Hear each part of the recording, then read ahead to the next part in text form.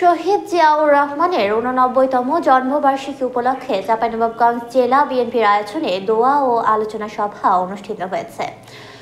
১৯ জানুয়ারি বিকেলে চাঁপাইনবাবগঞ্জ টাউন ক্লাবে বিএনপির প্রতিষ্ঠাতা সাবেক প্রেসিডেন্ট ও বহুদলীয় গণতন্ত্রের প্রবর্তক জিয়াউর রহমানের ৮৯তম জন্মবার্ষিকী উপলক্ষে সদর উপজেলা বিএনপির সদস্য সচিব জহিরুল হক বিশ্বাসের সঞ্চালনায় ও পৌর বিএনপির আহ্বায়ক সরওয়ার জাহানের সভাপতিত্বে আলোচনা সভা ও দোয়া মাহফিল অনুষ্ঠিত হয়।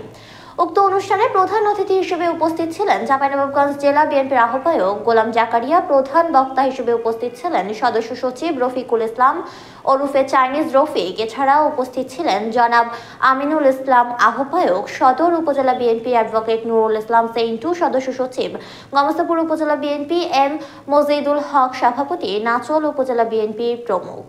উক্ত অনুষ্ঠানে বক্তারা শহীদ জিয়াউর রহমানের জীবনী তুলে ধরেন। সবশেষে দোয়া অনুষ্ঠিত হয়।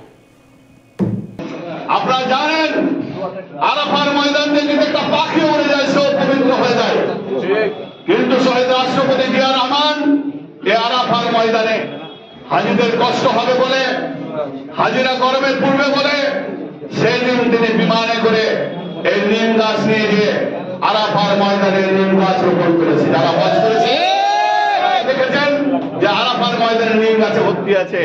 এই নিম গাছের নাম আরবিতে এই আরব দেশের লোকেরা বলে সাজরাতুল জিয়া, জিয়া গাছ। তো যেখানে লক্ষ লক্ষ গাছ আরাফার ময়দানে বসে আছে, ছায়া দিতেছে, আর হাজিরা গিয়ে ওই গাছের তলে বসে বসে আল্লাহ পাকের জিকির করছে, আল্লাহ পাকের কাছে ক্ষমা প্রার্থনা করছে। সে যে গাছ লাগাচ্ছে তাকে আল্লাহ পাক ক্ষমা না করে তাকে ক্ষমা করবে বলেন?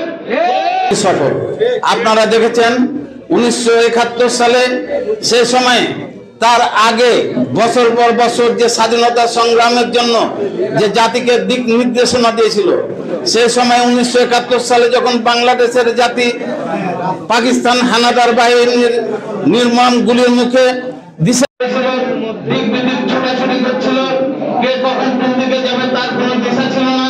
সেই সময় শেখ মুজিবুর রহমান সাহেব পাকিস্তান আর্মির কাছে আত্মসমর্পণ করেছিল।